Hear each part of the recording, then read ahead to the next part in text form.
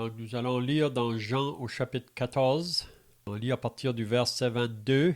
Je commence la lecture, puis si vous voulez suivre, vous pouvez aussi lire avec moi. Donc, Jean 14 et le verset 22. Jude, non pas l'Iscario, lui dit, Seigneur, d'où vient que tu te feras connaître à nous et non au monde? Jésus lui répondit, Si quelqu'un m'aime, il gardera ma parole, et mon Père l'aimera. Nous viendrons à lui et nous ferons notre demeure chez lui. Celui qui ne m'aime pas ne garde point mes paroles. Et la parole que vous entendez, n'est pas de moi, mais du Père qui m'a envoyé. Je vous ai dit ces choses pendant que je demeure avec vous. Mais le Consolateur, l'Esprit Saint, que le Père enverra en mon nom, vous enseignera toutes choses et vous rappellera tout ce que je vous ai dit. Je vous laisse la paix, je vous donne ma paix. Je ne vous donne pas comme le monde donne. Que votre cœur ne se trouble point et ne s'alarme point. Vous avez entendu que je vous ai dit, je m'en vais et je reviens vers vous. Si vous m'aimiez, vous vous réjouiriez de ce que je vais au Père, car le Père est plus grand que moi. Et maintenant, je vous ai dit ces choses avant qu'elles arrivent, afin que lorsqu'elles arriveront, vous croyiez. Bonjour Josiane. On est dans Jean au chapitre 14. Maintenant on est au verset 29. Jean 14, le verset 29. Et maintenant je vous ai dit ces choses avant qu'elles arrivent, afin que lorsqu'elles arriveront, vous croyiez. Je ne parlerai plus guère avec vous, car le prince du monde vient. Il n'a rien en moi. Mais afin que le monde sache que j'aime le Père et que j'agis selon l'ordre que le Père m'a donné, levez-vous, partons d'ici. On va continuer dans le chapitre 15 là, jusqu'au verset 6. Si quelqu'un veut lire. Moi qui suis le verset. Et mon Père est le vigneron. Tout samon qui est en moi et qui ne porte pas de fruit, il enlève. Tout samon qui porte du fruit, il le taille afin qu'il porte encore plus de fruits. Déjà, vous êtes purs à cause de la parole que je vous ai annoncée. Demeurez en moi et je demeurerai en vous. Le samon ne peut pas porter de fruits car lui-même, sans rester attaché au cep, il en va de même pour vous si vous ne demeurez pas en moi. Je suis le cep, vous êtes les samans.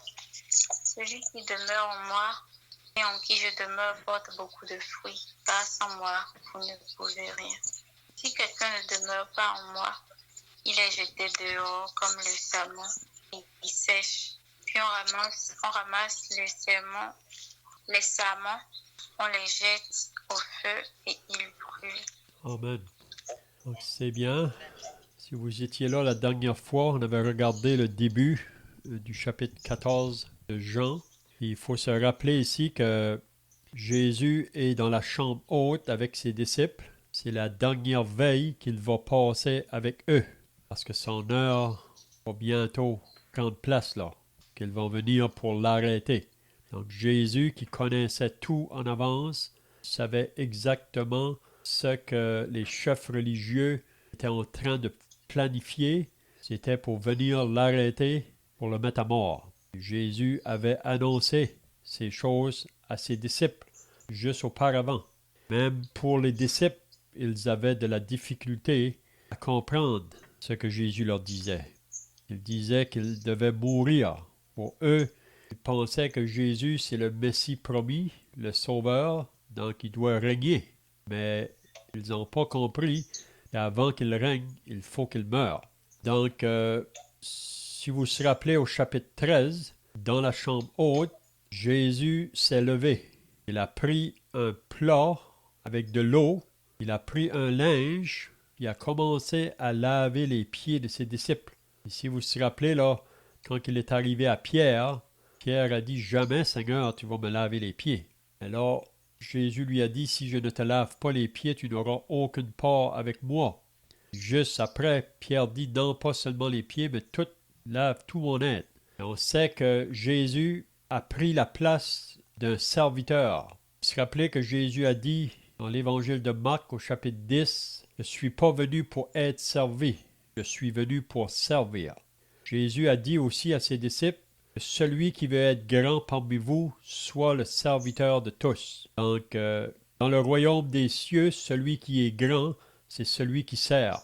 Dans le monde aujourd'hui, celui qui est grand, c'est celui qui se fait servir. Mais Jésus a donné un exemple à ses disciples. Donc, il était venu pour servir. Et aussi, on voit que Jésus a démontré un acte d'humilité. Puis nous sommes tous appelés à marcher dans l'humilité. Vous savez, naturellement, nous sommes orgueilleux et nous pensons que nous sommes le plus fort, le plus grand. On veut être le premier, mais comme je viens de dire, dans le royaume de Dieu, c'est le contraire de cela. Et la parole de Dieu dit que Dieu résiste à l'orgueil, mais il fait grâce aux humbles. Donc c'est pour ça, quand vous lisez les béatitudes, il dit au début, là, heureux les pauvres en esprit, car le royaume de Dieu est à eux, ou le royaume des cieux est à eux. Donc les pauvres en esprit, ça comprend les humbles, ceux qui sont prêts à reconnaître que devant Dieu, ils ne sont rien. Et que devant Dieu, on est pécheur par nature, on mérite le jugement de Dieu. Mais Dieu, dans son amour, a pourvu un remède, il a pourvu un moyen par lequel on peut être réconcilié avec lui. Et on sait que le remède, c'est Jésus. Donc ici, on voit au chapitre 14 par la suite là, que les disciples sont troublés dans leur cœur. Pourquoi? Parce que Jésus vient de leur dire qu'il va les quitter. Il va retourner de nouveau vers son Père. Et pour les disciples qui avaient marché avec lui pendant 3 ans de ministère là, public, ils ont de la difficulté à comprendre que Jésus va les quitter. Mais Jésus va leur dire dans Jean 14 au début là, que votre cœur ne se trouble point. Croyez en Dieu, croyez en moi. Il y a plusieurs demeures dans la maison de mon Père. Si cela n'était pas, je vous l'aurais dit, je vais vous préparer une place. Et lorsque je m'en serai allé et que je vous aurai préparé une place, je reviendrai, afin que là où je suis, vous y soyez aussi. Donc Jésus a fait la promesse qu'il allait revenir. Et est-ce possible que nous sommes la génération qui va le voir venir pour chercher son Église? Vous savez, il y a maintenant depuis 2000 ans, Jésus a fait cette promesse à ses disciples. Et dans chaque génération depuis ce temps-là, les croyants attendent le retour du Seigneur Jésus. C'est possible qu'on ait la génération qui va le voir venir. Donc, on doit l'attendre. Il peut arriver aujourd'hui, on ne sait pas. Ou même dans la nuit. Hein? Il faut être prêt. Il vient chercher tous ceux qui ont cru en lui. Ceux qui font partie de l'Église, du corps de Christ. On sait qu'après que l'Église va être enlevée, il va venir sur cette terre des grands jugements qui vont venir. On lit ça dans le livre de l'Apocalypse. Donc Jésus va rassurer ses disciples qu'il va venir.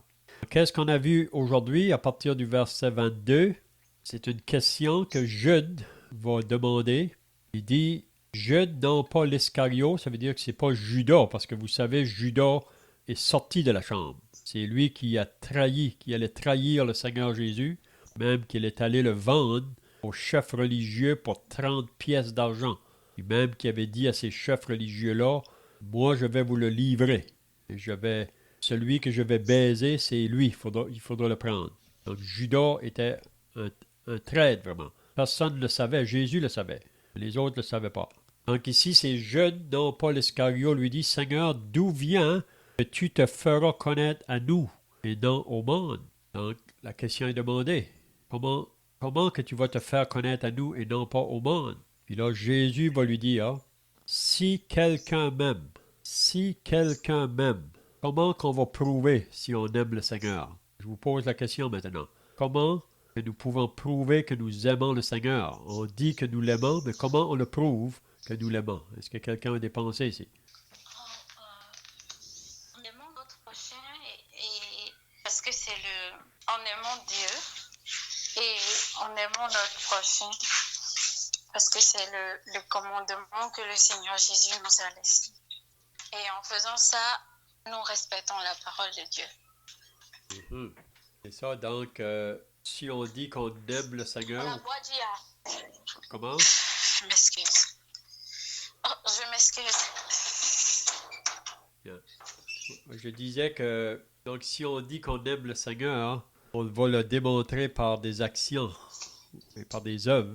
Puis ici, Jésus nous dit, au verset 23, si quelqu'un m'aime, il gardera ma parole. Donc, une chose qui démontre qu'on aime le Seigneur, c'est qu'on veut garder sa parole. Et on veut obéir sa parole. Hein? Même Jean nous dit dans son épître que si quelqu'un dit qu'il aime le Seigneur, il devrait garder ses commandements. Donc, c'est pour ça que Jésus dit ici, c'est de cette manière-là qu'il va se faire connaître aux siens ou à ses disciples.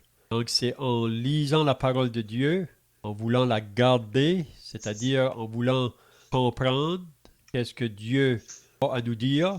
C'est de cette manière-là qu'on apprend à connaître les pensées de Dieu et les voies de Dieu. Et Jésus nous fait une promesse ici. Si quelqu'un m'aime, il gardera ma parole et mon Père l'aimera. Donc on voit, on ne peut pas séparer le Père avec le Fils. Et si nous avons le Fils, nous avons le Père. On ne peut pas avoir le Père sans avoir le Fils. Et même Jésus a dit, c'est moi le chemin, la vérité et la vie. Personne ne vient au Père que par moi. Donc pour être en relation avec le Père, il faut venir par Jésus. Donc si quelqu'un m'aime, il gardera ma parole et mon Père l'aimera. Donc on voit que Dieu prend plaisir à ceux qui s'attachent à sa parole. Il ne suffit pas seulement de lire la parole, mais c'est de le lire, la comprendre et l'obéir. C'est dans ça que Dieu prend plaisir. Même Jésus a dit dans Matthieu 7, « Celui qui écoute ma parole et qui la met en pratique sera semblable à un homme sage, un homme prudent, qui bâtit sa maison sur le roc. Mais celui qui écoute et qui ne met pas en pratique est semblable à un homme insensé, qui bâtit sa maison sur le sable. Donc, quand que la tempête va venir, le vent va souffler, elle qui est bâtie sur le roc va rester debout. L'autre qui est sur le sable va tomber. Donc, la tempête, ça nous parle du jour du jugement. La seule manière qu'on va être capable d'échapper le jugement, c'est de croire en Jésus, c'est de croire en sa parole, c'est d'obéir sa parole. Hein? Donc, celui qui m'aime, il gardera ma parole et mon Père l'aimera. Nous viendrons à lui et nous ferons notre demeure chez lui. Donc, on voit que le Père et le Fils vont vouloir partager avec nous. C'est ça la communion vraiment que nous avons avec le Père et le Fils. C'est maintenant d'être attaché à sa parole. Là. Donc, je ne sais pas si quelqu'un d'autre pensait ajouter ici, là. OK, donc le verset 24, maintenant, il va dire le contraire vraiment. Il dit, celui qui ne m'aime pas. Donc, celui qui m'aime, il garde ma parole. Mais celui qui ne m'aime pas, ne garde pas ma parole. Donc, Jésus ici nous dit que si on l'aime, on va s'attacher à sa parole. On va vouloir entendre sa parole. On va vouloir connaître à propos de lui, afin de l'obéir. Mais ceux qui n'aiment pas, ils ne gardent pas ma parole. Et ensuite, il dit, « Et la parole que vous entendez n'est pas de moi, mais du Père qui m'a envoyé. » Donc, Jésus savait qu'à l'âge de 12 ans, il a dit à ses parents dans le temple, « Ne savez-vous pas qu'il faut que je m'occupe des affaires de mon Père? » Donc, Jésus, la raison pourquoi il est venu dans le monde, c'est pour faire la volonté de son Père. Quand il est venu, il faisait rien de lui-même. Il faisait tout ce que le Père lui avait demandé de faire.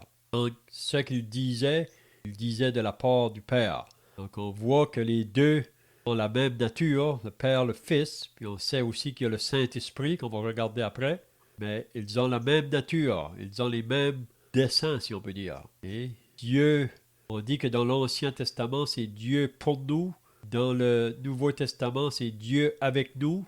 Et quand Jésus est venu, on dit c'est Emmanuel ou Dieu avec nous. Puis après que Jésus va partir, c'est le Saint-Esprit qui vient, c'est l'Esprit en nous. Donc on voit qu'on ne peut pas les séparer. Le Père, le Fils, le Saint-Esprit. Ils font... Lorsque Jésus va revenir, ce sera comme appelé comment? Parce que vous avez parlé de Dieu pour nous, Dieu avec nous, le Saint-Esprit en nous, c'est-à-dire Dieu en nous. C'est ça. Et lorsque le Seigneur Jésus va revenir, comment est-ce qu'on pourrait définir ça? Oui. La vérité parfaite, c'est pas. Voilà, c'est. C'est ça, on pourrait dire tout en nous, vraiment. On va tout avoir, la Trinité au complet. Parce que même présentement, vous savez que la Trinité est à l'œuvre pour sauver les pécheurs. On voit ça dans la parabole que Jésus a mentionnée dans Luc 15, quand il parlait de 3 choses qui étaient perdues puis qui a été retrouvées. Il parle d'une brebis perdue, d'une pièce de monnaie perdue, d'un fils perdu. Donc on voit le berger qui va quitter pour aller chercher la brebis qui est perdue. Donc le berger nous parle du Seigneur Jésus qui est à la recherche du pécheur. La femme qui perd une pièce de monnaie, elle va allumer la lampe et elle va chercher dans la maison jusqu'à ce qu'elle trouve la pièce de monnaie. Mais la lampe nous parle du Saint-Esprit qui est à la recherche des pécheurs. Puis on voit le fils perdu qui revient à la maison. Son père court en avant de lui. Il le prend dans ses bras. Il dit, mon fils qui était perdu est maintenant revenu à la vie. Donc le père est à la recherche des pécheurs. Donc on voit toujours le Père, le Fils, le Saint-Esprit qui sont toujours en travail pour amener les pécheurs à la repentance et à la foi au Seigneur Jésus. On peut dire aussi que quand le Seigneur va revenir, c'est un peu l'idée de quand on lit que lorsque toutes choses auront été soumises au Seigneur Jésus, alors lui-même il sera soumis à celui qui lui a soumis toutes choses et Dieu sera tout en tous. C'est ça. Je ne sais plus c'est quel passage exactement qui en parle. Oui, c'est dans 1 Corinthiens 4 ou 15, je pense. 1 Corinthiens 15, je pense, qui dit ces paroles-là. C'est ça. Donc, on sera tous soumis à la Trinité, si on peut dire. Le Père, le Fils, le Saint-Esprit. Vous vous rappelez que Jésus, donc, il a commandé à ses disciples d'aller par toutes les nations. Il les a dit, allez par toutes les nations, faites des disciples, les baptisant au nom du Père, du Fils, du Saint-Esprit. Et enseignez-leur tout ce que je vous ai prescrit. OK, donc, maintenant on arrive au verset 25. Je vous ai dit ces choses pendant que je demeure avec vous. Donc, Jésus, il est toujours présent avec eux, mais il va bientôt les quitter. C'est sa dernière veille avec eux autres. Mais là, il va leur parler du Saint-Esprit ou d'un autre consolateur qui va venir après lui. Même qui a dit à ses disciples là, que si je ne m'en vais pas, cet autre consolateur ou l'Esprit Saint, il ne va pas venir, mais il faut que je m'en aille. Donc c'est ça qu'il va nous dire ici, là, au verset 26, il va parler à propos de cet autre consolateur qui est le Saint-Esprit. Donc qu'est-ce qu'il dit au verset 26? Mais le consolateur, l'Esprit Saint, que le Père enverra en mon nom. Donc c'est bien de souligner ça. Le Père ou Dieu va envoyer le Saint-Esprit au nom de Jésus. Hein? Et quand que le Saint-Esprit va venir, qu'est-ce qu'il va faire? Il dit, il va vous enseigner toutes choses. Donc le Saint-Esprit ne va pas dire des choses nouvelles, il va simplement rappeler aux disciples ce que Jésus leur a déjà dit, mais qu'ils n'ont pas pleinement compris. Mais le Saint-Esprit va rappeler ces choses-là aux disciples. Là. Et ça, c'est à mesure qu'ils vont avancer là, dans leur marche, si on peut dire, par la suite, après que Jésus sera parti. Donc le Saint-Esprit, il dit, il va vous enseigner toutes choses et vous rappellera tout ce que je vous ai dit. Donc, ça veut dire que le Saint-Esprit va ramener dans leur pensée les paroles que Jésus leur avait déjà dit, mais qu'ils n'avaient pas compris ou qu'ils avaient oublié, parce que vous savez que nous sommes des personnes qui oublient vite. On entend des choses et pas longtemps après, on peut l'oublier, mais le Saint-Esprit, il va nous rappeler ces choses-là. Donc, je ne sais pas si quelqu'un d'autre pensait ajouter ici, là. Donc, le verset 27, qu'est-ce que Jésus dit? Je vous laisse la paix.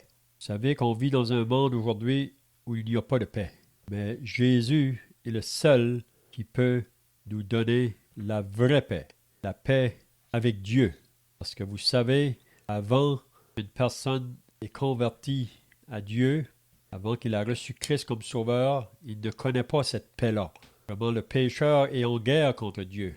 Par nature, on est ennemi à Dieu. Le moment que le pécheur réalise son état devant Dieu, puis qu'il reçoit Jésus comme son Sauveur et Seigneur, à ce moment-là, la paix est établie avec Dieu. On lit ça dans Romains au chapitre 5. Étant donc justifiés par la foi, nous avons la paix avec Dieu. Donc Jésus est le seul qui peut donner la paix à l'intérieur du cœur de l'homme. Donc je vous laisse la paix, je vous donne ma paix. Parce que Jésus est appelé le prince de la paix.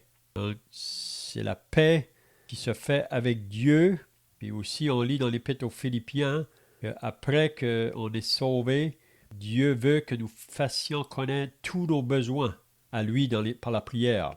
C'est là qu'il nous dit que la paix de Dieu, qui surpasse toute intelligence, gardera vos cœurs en Jésus-Christ. Donc il y a la paix avec Dieu, ça c'est la paix qu'on a reçue au salut. La paix de Dieu, c'est la paix dans nos vies à chaque jour, là, en venant à lui pour lui faire connaître nos besoins. Donc on peut rester tranquille, on peut rester calme face à des événements parfois qui pourraient venir pour nous troubler, mais on peut rester en paix. Hein? Donc, je ne vous donne pas comme le monde donne. Le monde ne peut pas nous donner cette paix-là. Le monde ne peut pas nous donner ça. Donc, que votre cœur... OK, oui? Oui, Léon, je me disais juste, je me demandais si c'était, c'est même pas que je me demandais, je me dis que c'est pas un hasard en fait que le Seigneur soit ici en train de parler de donner sa paix au même moment qu'il est en train de parler d'envoyer son Saint-Esprit vraiment.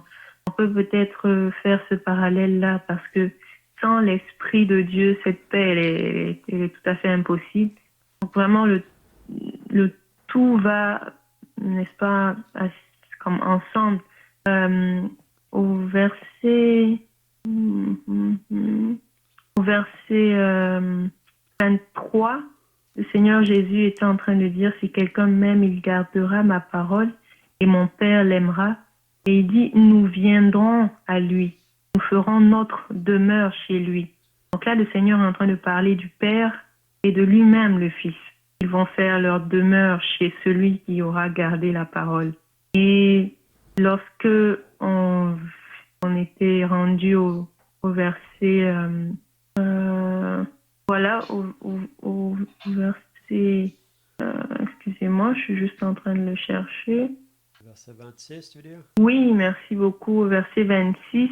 Et, mais le consolateur, l'Esprit Saint, que le Père enverra en mon nom, vous enseignera toutes choses. Mais il y avait une partie qui disait qu'il va demeurer avec vous. OK, oui, ça, je pense que c'est avant Oui. ça, hein? Oui. Donc, c'est surtout dans l'idée que le Seigneur Jésus est en train de parler aux disciples en disant, mon Père va demeurer avec vous. Moi-même, je vais demeurer avec vous. Le Père va demeurer avec vous, le Fils. L'Esprit Oui, c'est au verset de 16. Dieu également va demeurer avec vous. C'est le verset 16, tu veux dire, je pense. Verset 16. Chapitre 14, là. Verset 16. Pardon? Le chapitre 14, là, et au verset 16. Ça doit être là, peut-être, que tu veux dire. Oui, c'est ça, merci. Et moi, je prierai le Père et il vous donnera un autre consolateur afin qu'il demeure éternellement avec vous. Exactement ça. Et même le fait que l'Esprit de Dieu est appelé le consolateur, on peut très très bien voir un lien avec cette fameuse paix. Sans lui en nous, il n'y a pas cette paix. Sans Dieu en nous, et on réalise que Dieu en nous, c'est le Père, c'est l'Esprit, et c'est le Fils, et c'est l'Esprit de Dieu. Ce sont les trois en un, et ils sont en nous. C'est vrai que quand on lit même les Saintes Écritures, on voit jamais le fameux mot Trinité. Il n'y a pas une seule fois qu'on peut lire ce mot-là, du moins que moi je l'ai vu à l'intérieur de toute la Bible, le mot Trinité. Du coup, c'est très certainement un abus de langage d'avoir adopté ce mot-là dans nos paroles. Mais l'idée du Père, du Fils et du Saint-Esprit, le Seigneur Jésus en parle ici et il en parle dans tellement d'autres endroits. Et c'est plus grand que ce qu'on réalise, n'est-ce pas? On le réalise peut-être à mesure aussi quand on lit les Écritures. Mais tu avais parlé aussi du baptême. Quand le Seigneur, je peux peut-être finir avec ça pour ne pas trop longtemps parler, mais quand le Seigneur Jésus s'était adressé à ses disciples avant de s'en aller, et il leur avait dit, faites de toutes les nations des disciples, les baptisant au nom du Père, du Fils et du Saint-Esprit. Et là encore, on voit les trois qui reviennent. Et même l'idée du baptême, c'est vraiment l'idée d'immerger.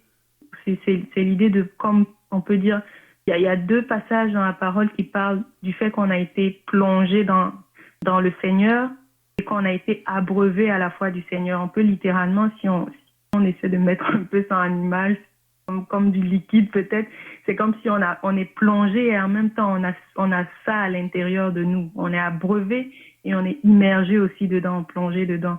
Et donc c'est vraiment quelque chose de spirituel avant d'être symboliquement fait par le baptême physique. Le baptême, il est d'abord spirituel. On est immergé dans le Seigneur et le Seigneur vient faire sa pleine habitation en nous. Le Père, le Fils et l'Esprit en nous.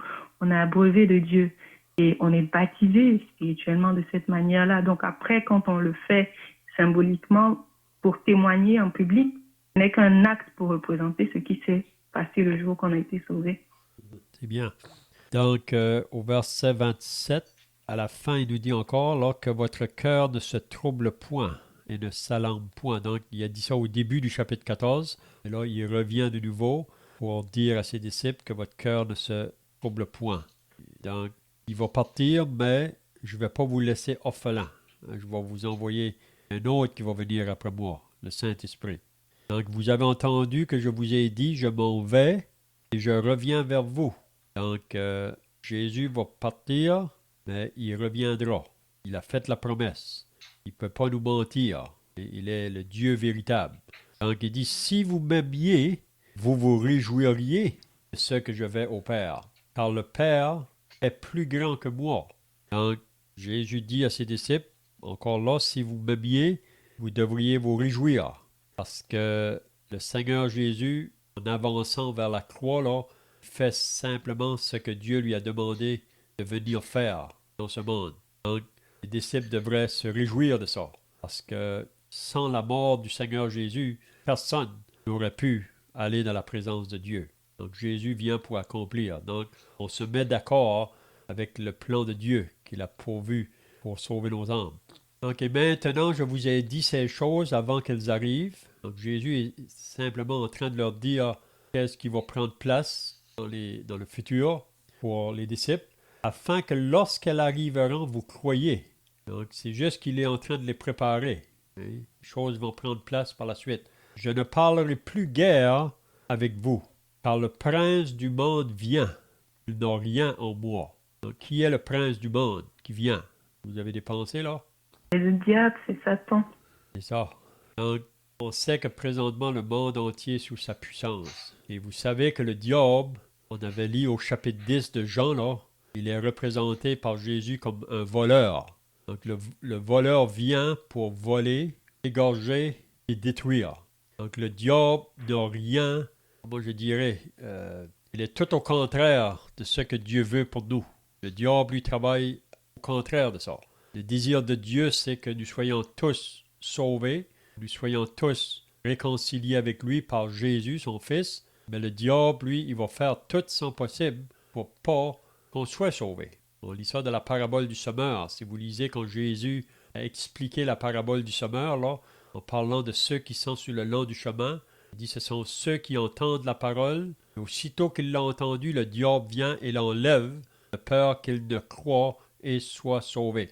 Donc, c'est une chose qu'il faut reconnaître pleinement, que le diable, il veut perdre les âmes. Il fait tout son possible. Il sait présentement que son temps achève. Son temps est très court. Donc, il met tout son acharnement pour maintenir les âmes dans son royaume de ténèbres. Donc, il n'y a rien en moi. Ça veut dire le diable n'a pas aucune chose avec Dieu. Et il est complètement contraire. Mais afin que le monde sache que j'aime le Père et que j'agis selon l'ordre que le Père m'a donné. Donc, Jésus encore nous dit ici qu'il fait simplement ce que le Père lui a demandé de faire. Donc Jésus se soumet au Père. Et donc chacun leur rôle, si on peut dire. Le Père a son rôle, Jésus a son rôle, le Saint-Esprit va avoir son rôle à accomplir. Mais Jésus, il dit, j'agis selon l'ordre que le Père m'a donné. Donc il ne va pas rien faire en dehors du dessein de Dieu. Il vient pour l'accomplir. Il vient pour l'achever, si on peut dire.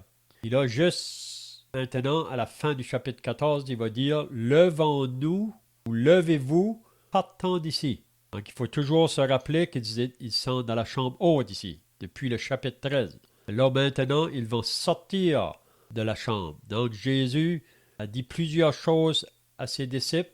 Il est en train de les préparer parce que lui va les quitter. Il lui dit qu'après qu'il va être parti, le Saint-Esprit va venir. Et là, maintenant, il faut aller au jardin de Gethsémane. Jésus doit poursuivre sa route jusqu'au bout. Hein? Donc, levez-vous, partons d'ici. Donc, là, ils vont sortir de la chambre. Et notre temps est pas mal passé, là. Peut-être qu'on gardera le chapitre 15 pour la semaine prochaine. Parce que qu'est-ce qu'on va voir en marchant sur le chemin pour aller au jardin de Gethsémane? Probablement qu'ils rencontrent une vigne sur leur chemin.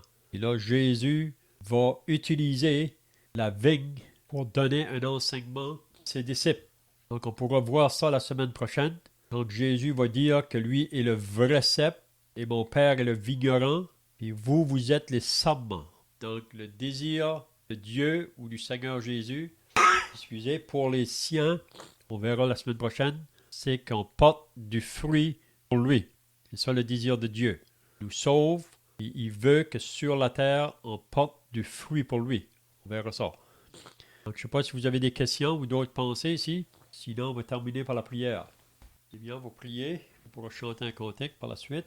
Notre Dieu et notre Père, nous voulons encore nous approcher devant ta présence, te remercier pour ta parole que tu nous as laissée et nous révèle tes pensées et tes voies. Te remercie pour le Seigneur Jésus qui a bien voulu volontairement quitter le ciel, le riche qu'il était, s'est fait pauvre pour nous afin que nous soyons enrichis. On te rend grâce. Il ne s'est pas détourné de son chemin, connaissant tout en avance, qu'il serait méprisé, abandonné des hommes. On ferait de lui aucun cas. Il serait dédaigné, haï. Mais ton fils voyait en avant, en vue de la joie qui lui était réservée, il a souffert la croix, méprisé, ignominie. Il est assis à la droite de Dieu. Donc bénis tous ceux qui étaient présents aujourd'hui pour cette lecture. Et d'avoir la pensée que Jésus pourrait venir aujourd'hui. Il a promis pour chercher son Église. Donc nous voulons remettre à toi le reste de ce jour au nom du Seigneur Jésus. Amen. On peut chanter le 181 si vous avez le livre de chants des rachetés là. Je ne sais pourquoi dans sa grâce, Jésus m'a tant aimé. Je ne sais pourquoi dans sa grâce, Jésus m'a tant aimé. Pourquoi par son sang il efface ma dette, mon péché. Mais je sais qu'en lui j'ai la vie, il m'a sauvé dans son amour et gardé par sa main meurtrie. J'attends l'heure de son retour. Je ne sais comment la lumière éclaire tout mon cœur. Comment je compris ma misère et reçu mon sauveur. Mais je sais qu'en lui j'ai la vie, il m'a sauvé dans son amour et gardé par sa main meurtrie. J'attends l'heure de son retour. Je ne sais quelle est la mesure de joie et de douleur que pour moi faible créature réserve mon sauveur. Mais je sais qu'en lui j'ai la vie, il m'a sauvé dans son amour et gardé par sa main meurtrie. J'attends l'heure de son retour. C'est bien, dis le bonsoir, le bonjour à chacun, puis à demain si Dieu le veut. Bye bye.